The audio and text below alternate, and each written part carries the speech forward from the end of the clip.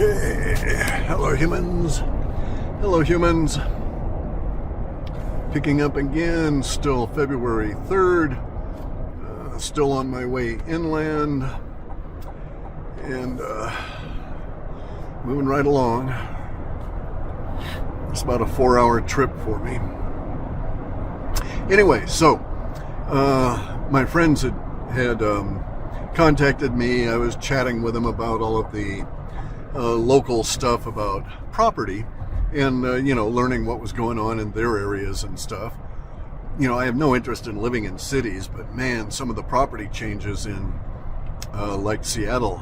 I was told about a $9 million house that probably going to change hands at a little over $6 because of the nature of our market, and that they'd had it listed for this in Seattle, like over on the lake near Bill Gates. Anyway, but they'd had it listed for like 200 or 300 days with no interest. A lot of people saving the pictures and stuff because the house is cool, but no people actually seeing it in that period of time. And so they started going into some major price drops, and then it had been on. And so now it's an estate sale. Anyway, though, so I'm going to be going out next week. Probably haul our younger dog with me to give her some intellectual stimulation, and then we're going to head south and go look at some property down there. I've been talking to some local Sasquatch. They were talking to their cousins, and we found they told me about a single-story house south of us, and it's a few hours south. It's in a recreational area, and I don't know if I'm going to be able to deal with the vagaries of that place in terms of where it's located, but I'm gonna go check it out and see. It's something to do. It'll get me out of the house and get me away from the current environment that's very depressing at the moment. And so we'll go and check this out, and maybe we'll purchase the place. If so, we'll go to the trouble of moving, and then we'll rehab the place we're in now, which could go very much faster without us in it, right? So looking at doing the work with us in it is going to add at least another 3 months to the whole actual construction of it, because we have to coordinate, and I can't have people banging and hammering and this kind of stuff when continuously kind of a deal when we need to sleep when we're there. And as you get old, you have different sleeping issues and so on. Anyway, though, so we may indeed purchase another place here, and may relocate for a better part of a year as we get the rehab stuff done on the house we're in. A lot of stuff, right? A lot of movement and changes. Not anticipating, don't look forward to the idea of moving, but having moved and then being able to have the construction just go full bore on this place that we're in, that might work out. We'll just have to see. No way of knowing. But at least I'll go and do another one of these next week or the week after, another one of these talks, as I go south for a couple of hours and look at this house on the river. It's on a Bay River junction, so looks to be a nice property. Anyway, we'll see. But anyway, though, so I am in agreement with these guys that these major political changes will cause macro and micro level changes in people's behavior. Such as once Trump's back, we'll be able to do more drilling, that kind of thing, right? And we'll have more energy available and so on, but we're still going to have to rebuild the airline industry. There will be chaos globally, which will also mean a lot of people won't want to be out there, cruise ships and flying to places for vacations. So these guys I'm dealing with up here, they've even gotten they've got people down buying property in the Caribbean. And recently we know like in the last year or so, in a couple of the major resort towns to the south of me, there's been large hotels that are changed hands, and a lot of money coming in, and they're being remodeled, and new rooms and new additions and so on. As these people that have this money understand that, you know, they need to put it to work, and that this is something that will be a growing situation in the future as people have to vacation closer to home, because there just won't be the options for, you know, flying and so forth, right? And it's going to be a different world entirely. So, as I was saying, you know, maybe I'll end up buying another chunk of property for us to move into for a while, and while we work this we'll work out the issues on this other house. Now, a lot of the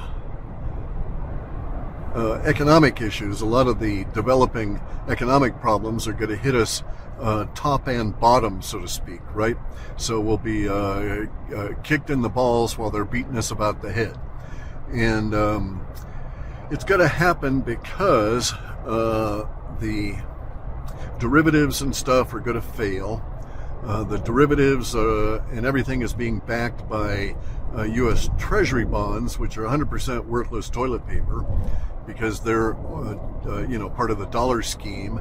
The global dollar scheme is dying. The fiat currencies are going to die. We're going to go to resource-backed currencies. Already, we're doing that. We've already gone to resource-backed currency, in the sense that Russia and the BRICS nations are going that way, and they're really working it out. And we're just out here in isolation because we're captured by the Wefonian communists, the liberal leftist communists, and this is their idea, and they don't know how to work things, right? They're just not very good managers. They want communism for power and for, you know, their bloodlust stuff. But we're not going to do that. We're not going to go along with the fuckers. And there's too many of us for them to coerce us.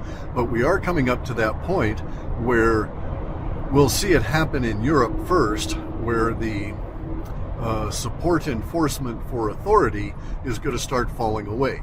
So you'll soon see police all over Europe refuse to do the bidding of the Wefonians and put down the farmers and the civilian population that is basically in revolt at this point. This is a revolution, right? It's already happened.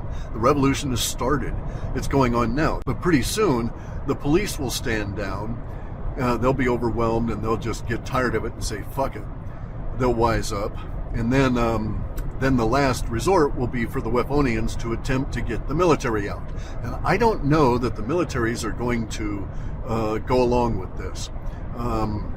We'll actually have to see as to how that manifests. But I'm of the opinion that the militaries would be a brief thing, if indeed they even agree to support the power structures. We'll see the change. We'll see Zelensky get moved out, change in power structure there in Ukraine. But at the same time, we're going to see pressure being put on all of these Wefonians that have been selected in all of these countries by the big Jewish. So all the companies that do voting machines are 100% owned by and controlled by the Jewish mafia, by the Elohim worship cult, the Khazarian mafia. And so they're going to fall away as well. All kinds of things are going to be manifesting this year. And so this is a year in which decades happen. This is a year in which maybe centuries happen. And we undo shit that's been going on for a couple of centuries around us. We will indeed undo all of the Einsteinian quantum crap now.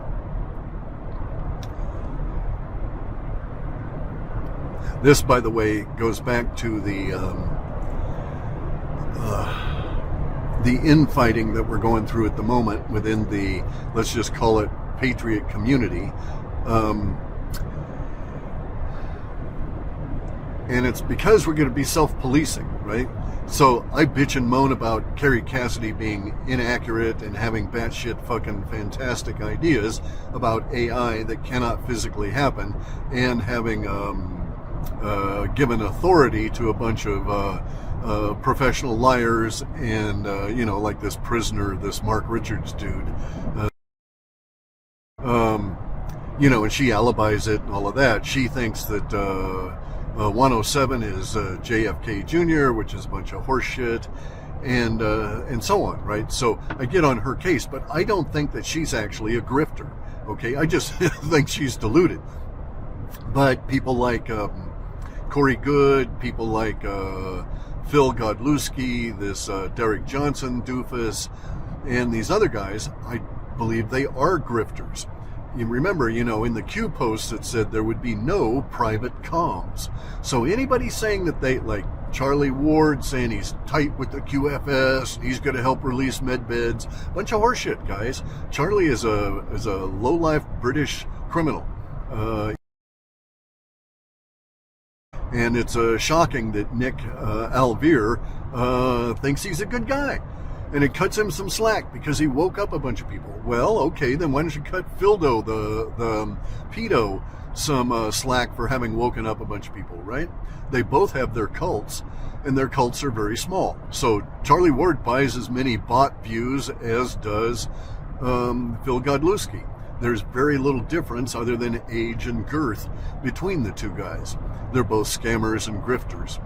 But all of these guys are going to be attacked.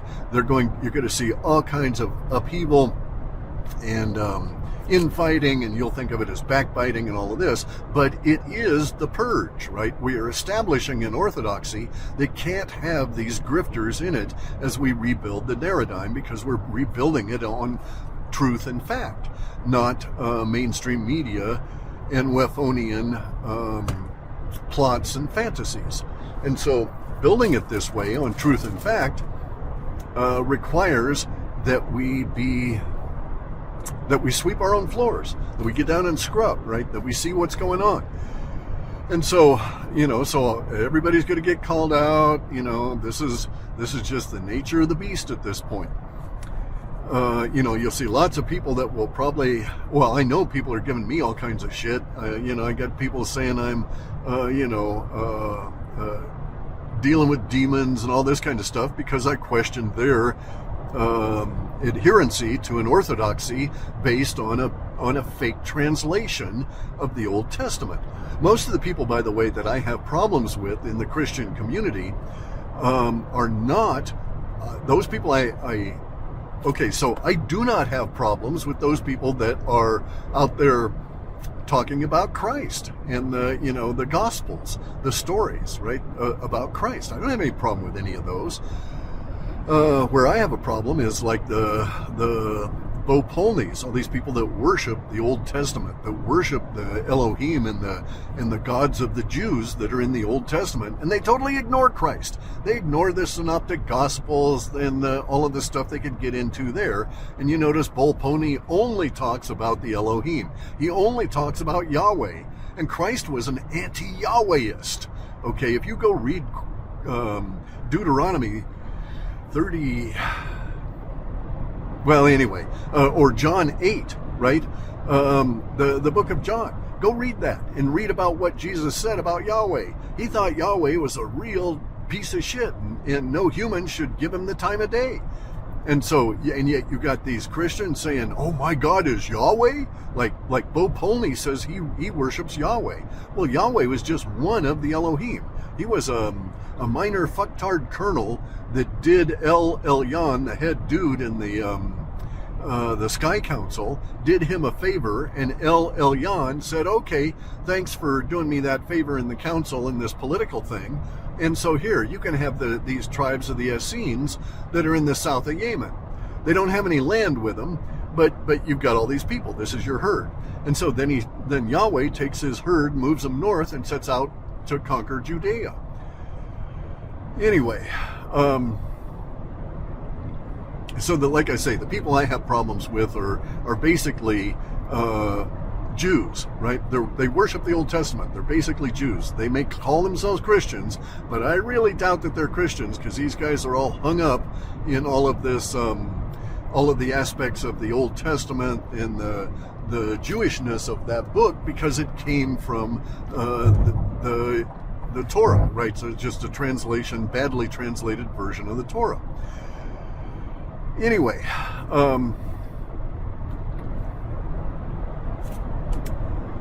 so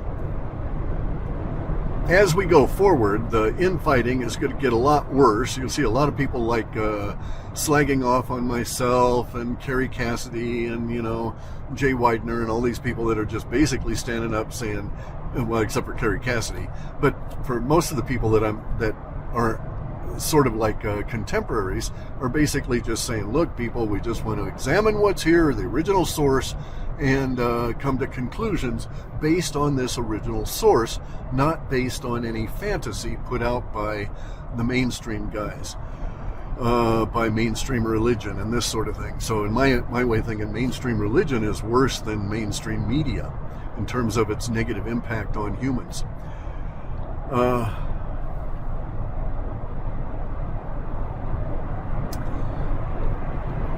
This period will probably last. We'll probably have all kinds of terrible infighting and all sorts of things go on through spring and summer, and it'll probably start tapering off in fall. We should have some of this shit sorted out by then, right? You may not. So I'm of the opinion that there's a real possibility that Phil Godlewski won't be saying he's Q or doing videos about him being a great intelligence agent and advising Trump, and that should fade away, I think, through the summer, that there'll be some level of resolution there. A lot of stuff's going to resolve over this summer. It'll be kind of cool that way. And we'll get into some new shit, you know, no question about that. Anyway, though, I don't think that that's going to be persisting beyond, say, September, because we're going to be getting into some stuff in September where we'll start, according to the data anyway, where we'll start coordinating again, start creeping into a new consensus that allows things to start moving along in new efforts. So this fall is going to be weird because it'll have a sort of a spring-like feeling, in the sense that there will be new things starting up, right? New growth visible, changes that will be in a positive way. And so we're not going to be out of the woods. We got a big problem. There will be violence and terribleness everywhere, but the social order in a large sense will be reorganizing itself and becoming a little bit more stable as all of the fiat dies, as all the fake money, the derivatives, and this stuff goes. You'll see a pretty big shift in who is able to do what. So all of a sudden, money is going to dry up for Antifa. Money is going to dry up for all of the Hebrew immigration assistance NGOs, and we'll also even start seeing, as the central bank gets into some real difficulty, you're going to start seeing a lot of the Jewish community having to try and sell stuff to stay liquid. Okay, there's various different reasons to go into this. As that, and that'll be in like summer through into fall. We're seeing it now in like the Rothschilds trying to sell shit, right? There's stuff going on where people are making hard money claims against these fuckers, and they have to sell stuff in order to keep moving, to keep their system functioning. And that's what they're trying to do at the moment, is just keep it functioning and be able to stash a little bit off in the weeds, so to speak, right? Come up with a little bit more of a resource to tide them over, they figure they're going to have to go to ground. That's their thinking now. They know they're going to be defeated. They know we're not going to do this giant reset thing. And at this point, they're just trying to figure out a way to keep themselves alive and keep themselves as economically advantaged as they are now. Anyway, so I'm going to have to shut down here and go and do stuff in a minute, but and I think that'll do for this one, and I'll see about doing another one of these on the way back.